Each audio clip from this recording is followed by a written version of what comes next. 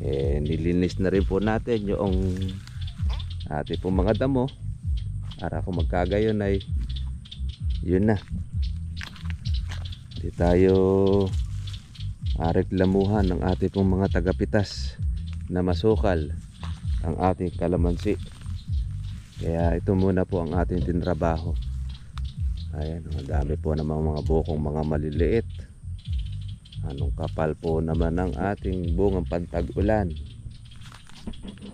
Kaya shout out natin ang ating mga katribya, ang mga magkakalamansi sa iba't iba pong lugar. Kaya yung ating pong herbicide, eto na, patay na sila ngayon.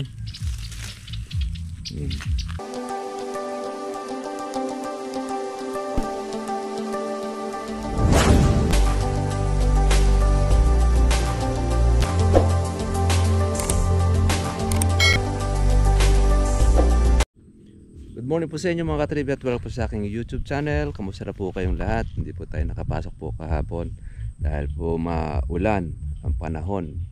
Ngayon po mga katribya, dito na po tayo sa ating pong farm.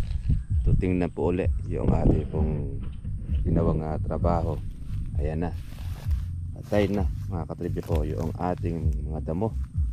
At meron pang ibang mabubuhay dyan na iba, kagaya itong ating agingay. Yung ilalim kasi dyan medyo sariwa pa yan. So, follow up na lang po natin ulit yung pong ating gagawing pag-i-spray. Pero kita naman ninyo, maganda po yung ating nagawa na trabaho. Di malinis yung pong ating kalamansi. Kaya naman puno ng bunga. Magandang balita mga katribya, naglibo pa yung kalamansi kahapon. Siguro dahil po bunga po noong pag-uulan at marami pong mga hindi po mga nakapitas po ng kanilang kalamansi. Kaya laki po nung ating pag-asa ng kalamansi po natin mga katribya, dahil lumaki po ang bunga.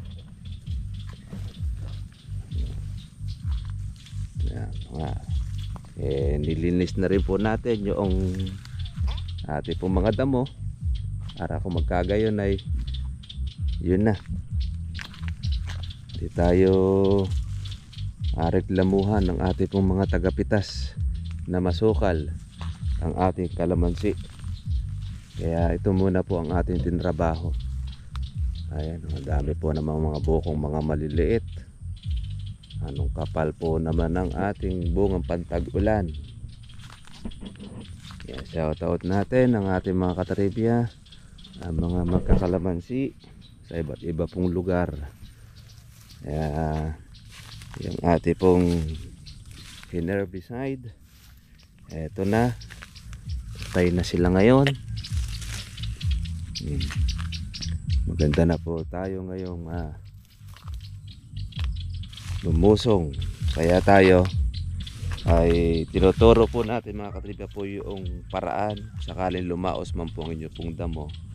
Ito po yung ating technique para alam po natin ang ating gagawin, na hindi po natin siyang direct na i-sprayin na mataas ang ating damo saka natin siya i-sprayin, maapektuhan po ang inyong kalamansi.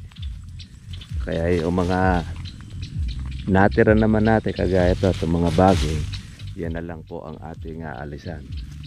Yan na lang ang target natin mga katribya. Tapos itong mga natira na hindi na aabuti ng ating spray, konting-konti na lang at yung bunot na lang ang ating pong gagawin. Meron na yung ating trabaho.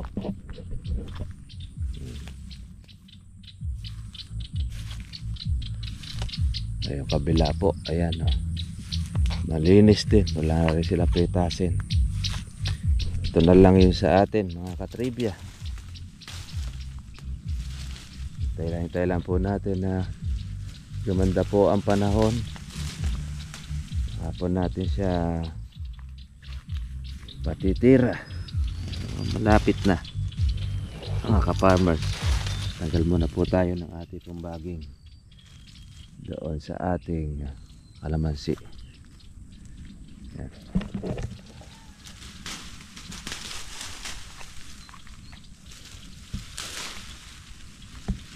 Kaya talagang dapat yan ay tanggalin para hindi makasagabal.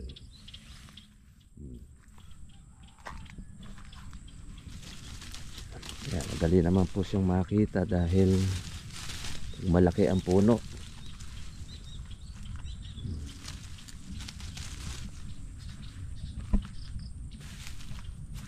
Yan.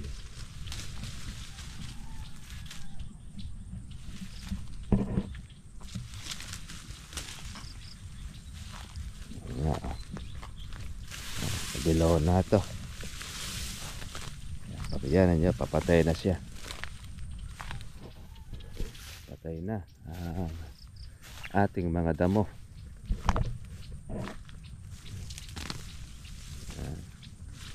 Bunot na lang natin, tapos ito yung baging.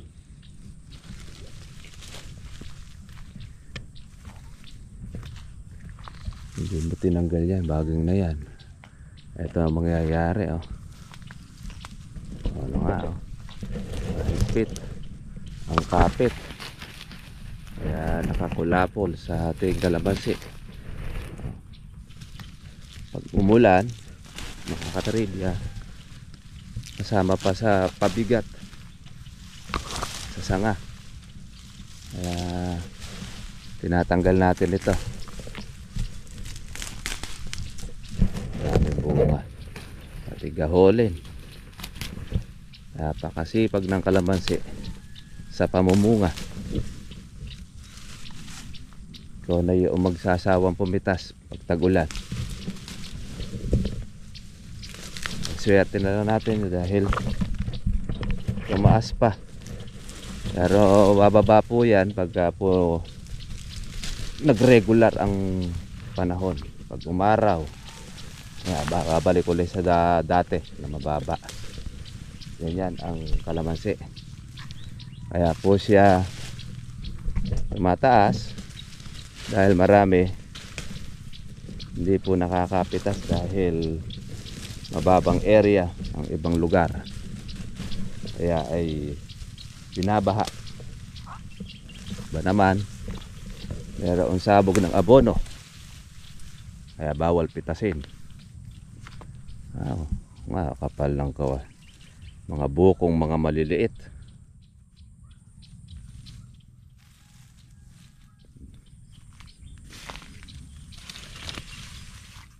Yan, to yan ang ating inaalis. Maganda po talaga pagka meron tayong pataba na inilagay sa ating herbicide. Kahit nag-ulanan siya, at least ay yung mga damo natin patay.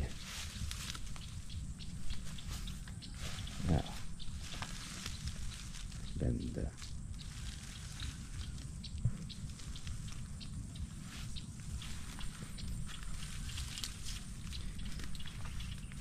Meron tayong iba na sinalakay po ng punggos.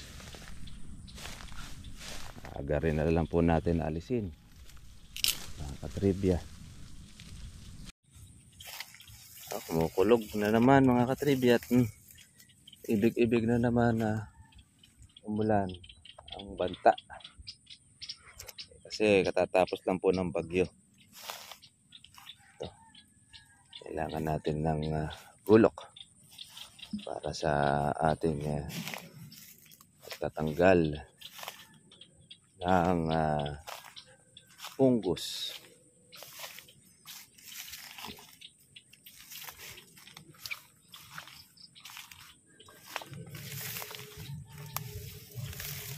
At medyo sariwa ito.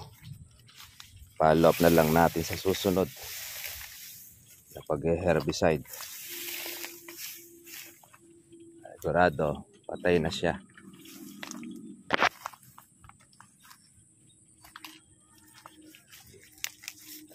Yan ang ating tinatanggal. Ating baging, tsaka yung nasa loob.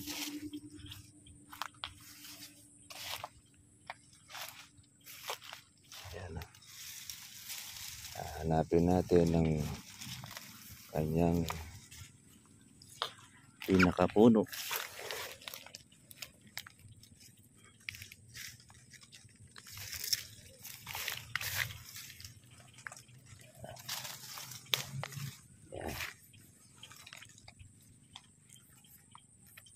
Ito ang pipinong gubat.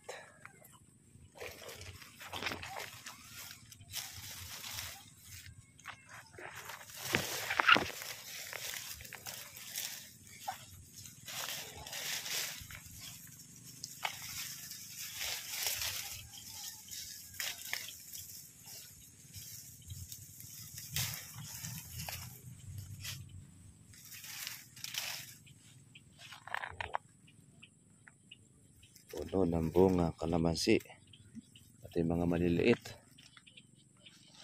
Ito pa.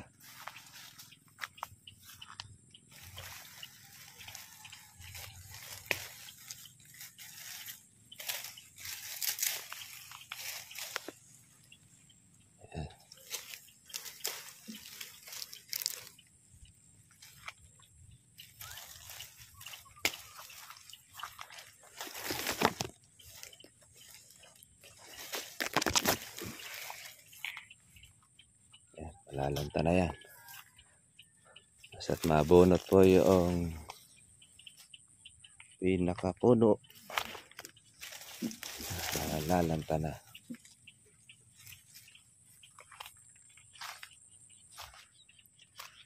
Ito, sitaw-sitawan. Wala nang alisin.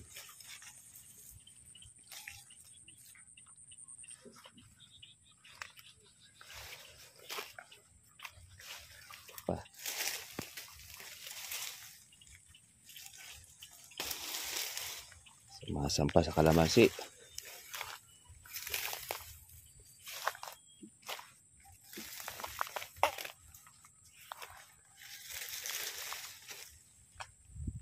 Sa mga nagsabog po ng pataba, mga katribya, ingat lang po tayo sa pagpapapitas. Baka po solian kayo ng mga napitas ninyo kalamansi dahil ang irereklamo ay naluto. Kaya para po hindi kayo masolian, huwag na kayo magpapitas pagka umuulan. Kung hindi natin siya alam alagaan. Dahil napakaselan po ng kalamansi. Basta't mayroon sabog ng abono at kumakain na kasalukuyan ng pataba, ay prone talaga sa luto yan. Dahil manipis ang balat. Pagkatapos, siyempre, yung kanyang katas o yung kanyang balat nito, lalabasan po siya ng oil. Pag hinawakan mo, lalo't madiin ng hawak at saka diretso pag-uulan, ganun na mangyayari dyan. Tapos yung matuklap, pagka yung ating pitas ay matuklap, yun ang kadalasan mas marami pong masisira. Kaya ingat lang tayo sa ating pong mga mamimitas, lalo na kasi ang mamimitas, ang hangad na lang po niyan makarami ng mapipitas nila. Pero yung minsan, yung mag-ingat, hindi sa kanila. Meron naman, hindi naman po lahat. Pero meron talagang hangad lang po ay kumita. Hindi na niya iintindihin kung masira ang kalamansi, maluto, basta pitas-pitas. Bahala na eka ang may-ari tsaka yung bayan. At siya ay nakabuo ng isang red bag o upahan na yun. Maluto, hindi maluto ang kalamansi o masira, diretso upa ng mamimitas. Ang kawawa, yung may-ari, dahil hindi babayaran ng buo ng buyer ang kalamansi. dahil nasira ang bunga. Yan.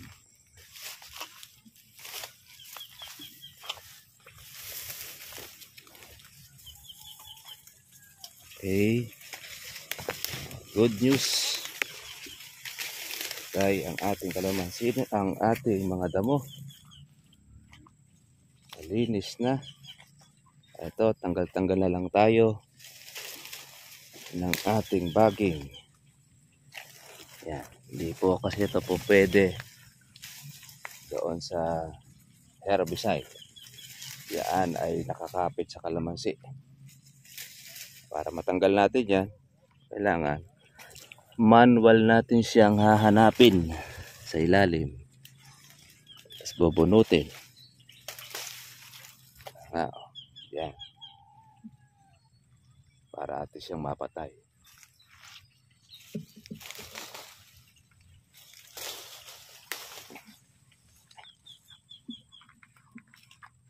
Yung kabila po ay namimitas. Timba ang kanilang ginagamit para iwas luto. Dahil paulan-ulan na nga naman. Mahirap malutuan ng bunga. Mahal nga na kukunin sa iyo. Problema mo naman, sira naman ang bunga. Dahil rereklamuhan ka ng may-ari o ng buyer.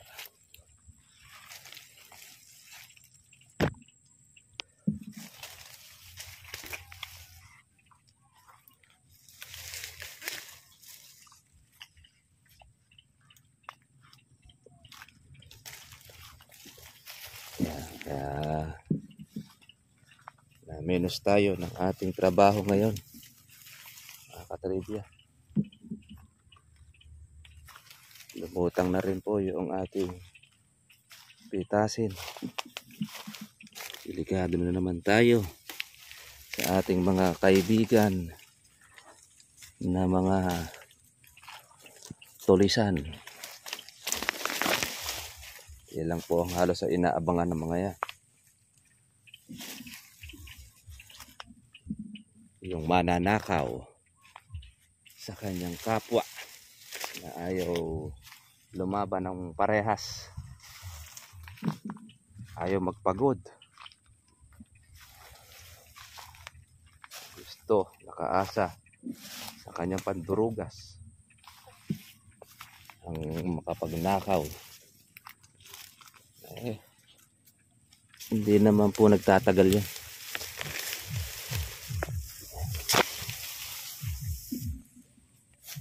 Bahala na sila managot.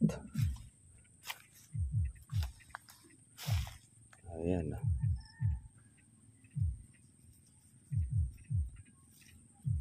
Put-put ang bunga.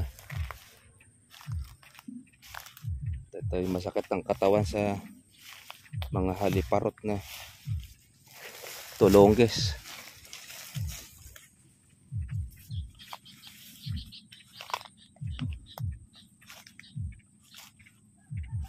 Una pa silang umaani sa may-ari. Ganda na po ng pagkapalas po ng ating kalamansi, ang ating damo. Linis na ngayon.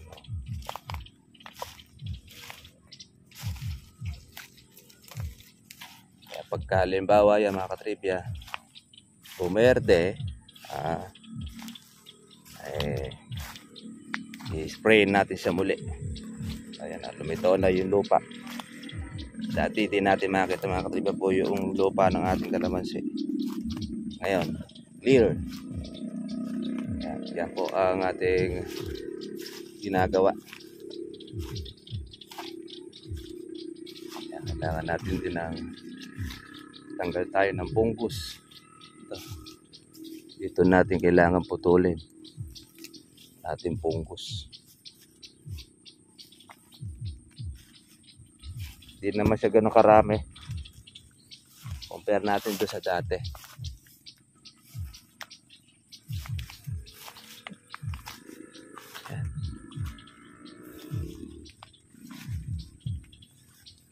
Laki na po nung kalamansi natin. mahigit ng 3 taon ito. Malabong na. Kaya paparami na ang ating magiging kitas dito. Mula po noong ating itanim.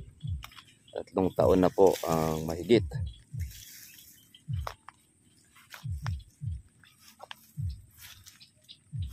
Yan.